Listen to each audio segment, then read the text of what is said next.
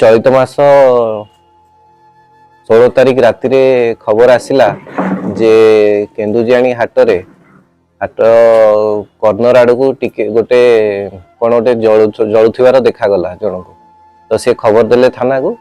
थाना वाला जाई देखला आड़ को देखले जे गोटे अधा पोड़ा अधारू अधिका पड़ीथिबा सब गोटे पड़ीची केन्दुजियाणी हाट ये कुटा तले थिला जली जाइथिला।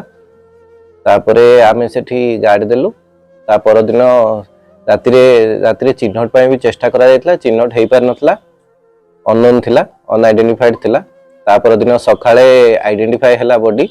जे भद्रू महांत ओरफ कंदा बोली जने व्यक्ति तांको बॉडी बोली आइडेंटिफाई कले तांकर निज बड़ भाई आइडेंटिफाई कले से भद्रू महांत घर सेई पाखरे जड़बिल तांकर गाँ सेठी तांकर घर पाखरे।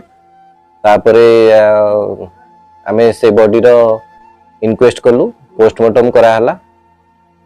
से भितरे से घटनार तदंत आरंभ कराला घटनार तदंत आरंभ करे से मद सेठी पीथिला बोली खबर आसला जे से सेठी मद पीथिला मद आउ से चना वाला थिले आ पतुआ बिक्री करथुले सेई पाखरे तांकर किछि पाटिंड हेतला बोली इनिशियल प्राथमिक तदंत रे किछि आसिला।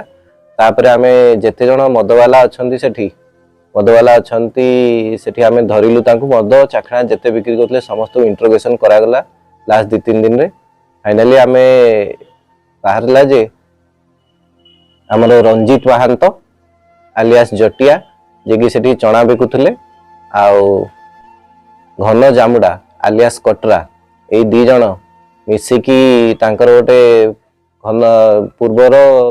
शत्रुता तो कुहा जीवनी किंतु झगड़ा हेतला घन जामुडार आउ से मद पीकी माताल है कि चिलाचिली करथिला। घन थरे जाइतला क्रिकेट खेलिबा को ता घर पाखकू डिसीज्ड रो घर पाखकू सेठी भी तांकर सेठी टिके पार्टिन हेतला घनर राग थिला।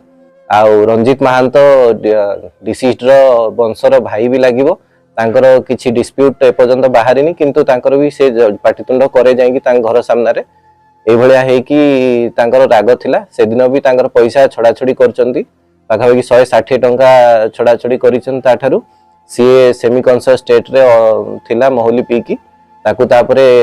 टणा भिड़ा करिकी ताकू सोए देकी ता ऊपर नडा पके देकी कुटा पके देकी ताकू जळै देइचंती पोडी देइचंती गोटे कुटार बळा करिकी पोडी देइचंती। एही टोटल केस रो ये रे लक्ष्मी महांत बोली डिसीज्ड रो झियो जे सी रिपोर्ट देइथले सेही बेसिस रे हमर 103 क्लॉज 1 और 238 बीएनएस रे गोटे केस रजिस्ट्रेशन हेतला ठाकुरमुंडा थाना रो 123 नंबर केस रे ए केस रो आईओ ओआईसी सावित्री दळई आउ तांको असिस्ट करथले एसआई रत्नाकर बारिक आ हमर ठाकुरमुंडा पीएस रो एंटायर टीम ए केस रो पर्दाफाश करचंती।